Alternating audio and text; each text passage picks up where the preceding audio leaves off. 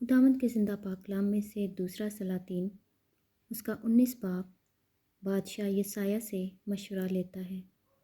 جب حزقیہ بادشاہ نے یہ سنا تو اپنے کپڑے پھاڑے اور ٹاٹ اوڑھ کر خداوند کے گھر میں گیا، اور اس نے گھر کے دیوان لیاقیم اور شبنا منشی اور کاہنوں کے بزرگوں کو ٹاٹ اوڑھا کر آموز کے بیٹے یسایہ نبی کے پاس بھیجا، اور انہوں نے اس سے کہا، حزقیہ یوں کہتا ہے کہ آج کا دن دکھ اور ملامت اور توہین کا دن ہے، کیونکہ بچے پیدا ہونے پر ہیں لیکن ولادت کی طاقت نہیں۔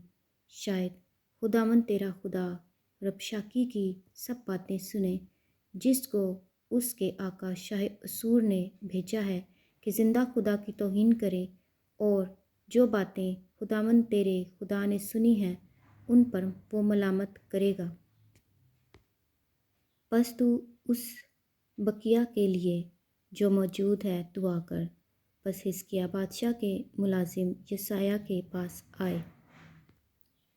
یسایہ نے ان سے کہا کہ تم اپنے آقا سے یوں کہنا کہ خداوند یوں فرماتا ہے کہ تو ان باتوں سے جو تو نے سنی ہیں، جن سے شاہ اسور کے ملازموں نے میری تکفیر کی ہے، نہ ڈر۔ دیکھ، میں اس میں ایک روح ڈال دوں گا، اور وہ ایک افواہ سن کر اپنے ملک کو لوٹ جائے گا، اور میں اسے اسی کے ملک میں تلوار سے مروا ڈالوں گا۔ اسوریوں کا دوسرا دھمکی آمیز پیغام۔ سو ربشاکی لوٹ گیا، اور اس نے شاہ اسور کو لبنا سے لڑتے پایا، کیونکہ اس نے سنا تھا کہ وہ لکیس سے چلا گیا ہے۔ اور جب اس نے کوش کے بادشاہ ترہاکا کی بابت یہ کہتے سنا کہ دیکھ وہ تجھ سے لڑنے کو نکلا ہے، تو اس نے پھر حزقیہ کے پاس ایلچی روانہ کیے اور کہا کہ شاہ یہودا حزقیہ سے یوں کہنا کہ تیرا خدا جس پر تیرا بھروسہ ہے تجھے یہ کہہ کر فریب نہ دے کہ یروشلم شاہ اسور کے قبضہ میں نہیں کیا جائے گا۔ دیکھ، تو نے سنا ہے کہ اسور کے بادشاہوں نے تمام ممالک کو بالکل غارت کر کے ان کا کیا حال بنایا ہے، سو کیا تو بچا رہے گا؟ کیا ان قوموں کے دیوتاؤں نے ان کو، یعنی جوزان اور حران اور رصف اور بنی عدن جو تلسار میں تھے، جن کو ہمارے باپ دادا نے ہلاک کیا، چھڑایا؟ حمات کا بادشاہ اور عرفات کا بادشاہ اور شہر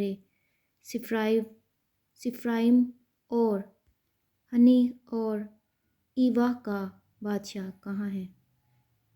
حزقیہ نے ایلچیوں کے ہاتھ سے نامہ لیا اور اسے پڑھا، اور حزقیہ نے خداوند کے گھر میں جا کر اسے خداوند کے حضور پھیلا دیا، اور حزقیہ نے خداوند کے حضور یوں دعا کی، اے خداوند اسرائیل کے خدا، کروبیوں کے اوپر بیٹھنے والے، تو ہی اکیلا زمین کی سب سلطنتوں کا خدا ہے، تو ہی نے آسمان اور زمین کو پیدا کیا۔ اے خداوند کان لگا اور سن، اے خداوند اپنی آنکھیں کھول اور دیکھ، اور سنخریب کی باتوں کو جن سے زندہ خدا کی توہین کرنے کے لیے اس نے اس آدمی کو بھیجا ہے سن لے۔ اے خداوند، اسور کے بادشاہوں نے در حقیقت قوموں کو ان کے ملکوں سمیت تباہ کیا، اور ان کے دیوتاؤں کو آگ میں ڈالا، کیونکہ وہ خدا نہ تھے بلکہ آدمیوں کی دستکاری یعنی لکڑی اور پتھر تھے، اس لیے انہوں نے ان کو نابود کیا ہے۔ سو اب اے خداوند ہمارے خدا، میں تیری منت کرتا ہوں کہ تو ہم کو اس کے ہاتھ سے بچا لے، تاکہ زمین کی سب سلطنتیں جان لیں کہ تو ہی اکیلا خداوند خدا ہے۔ یسایہ کا پیغام بادشاہ کے نام۔ تب یسایہ بن آموز نے حزقیہ کو کہلا بھیجا کہ خداوند اسرائیل کا خدا یوں فرماتا ہے، چونکہ تو نے شاہ اسور سنخریب کے خلاف مجھ سے دعا کی ہے، میں نے تیری سن لی۔ اس لیے خداوند نے اس کے حق میں یوں فرمایا ہے کہ کماری دخترے صہیون نے تجھ کو حقیر جانا اور تیرا مضحکہ اڑایا ہے۔ یروشلم کی بیٹی نے تجھ پر سر ہلایا ہے۔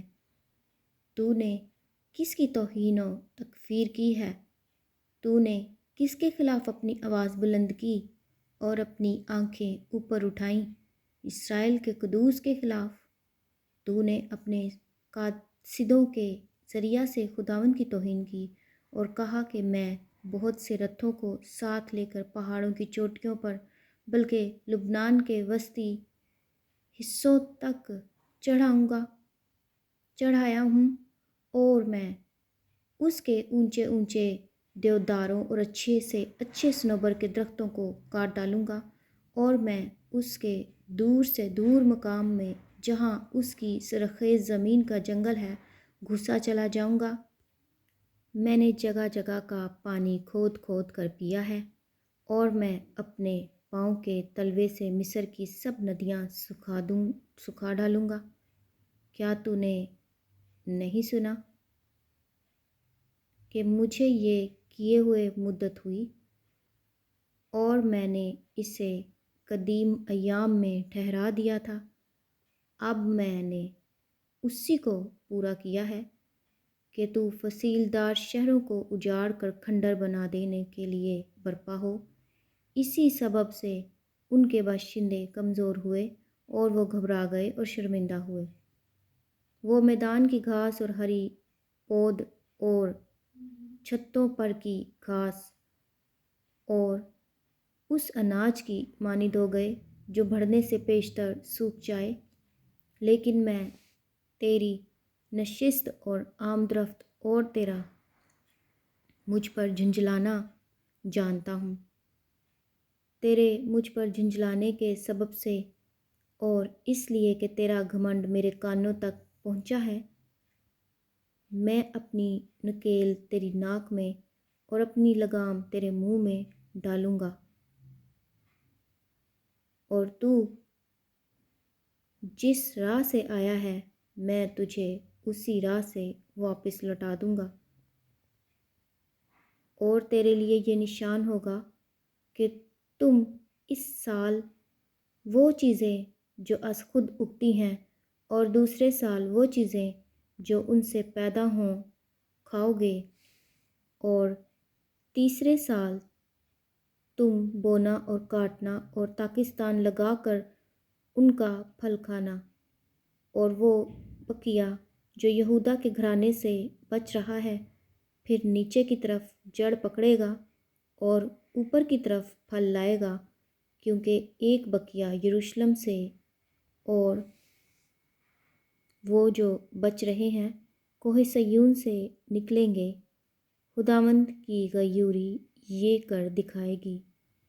سو خداوند شاہ اسور کے حق میں یوں فرماتا ہے کہ وہ اس شہر میں آنے یا یہاں تیر چلانے نہ پائے گا۔ وہ نہ تو سپر لے کر اس کے سامنے آنے اور نہ اس کے مقابل دمدمہ باندھنے پائے گا، بلکہ خداوند فرماتا ہے کہ جس راہ سے وہ آیا اسی راہ سے لوٹ جائے گا اور اس شہر میں آنے نہ پائے گا، کیونکہ میں اپنی خاطر اور اپنے بندہ داؤد کی خاطر اس شہر کی حمایت کروں گا تاکہ اسے بچا لوں۔ سو اسی رات کو خداوند کے فرشتہ نے نکل کر اسور کی لشکرگاہ میں 1,85,000 آدمی مار ڈالے، اور صبح کو جب لوگ سویرے اٹھے تو دیکھا کہ وہ سب مرے پڑے ہیں۔ تب شاہ اسور سنخریب وہاں سے چلا گیا اور لوٹ کر نینوا میں رہنے لگا، اور جب وہ اپنے دیوتا نسروک کے مندر میں پوجا کر رہا تھا تو ادرک ملک اور شرازر نے اسے تلوار سے قتل کیا اور ارارات کی سرزمین کو بھاگ گئے، اور اس کا بیٹا سرحدون اس کی جگہ بادشاہ ہوا۔ خداوند کے زندہ پاک کلام کے پڑھے اور سنے جانے پر خداوند کی خاص برکت ہو۔ خدا کا شکر ہو، آمین۔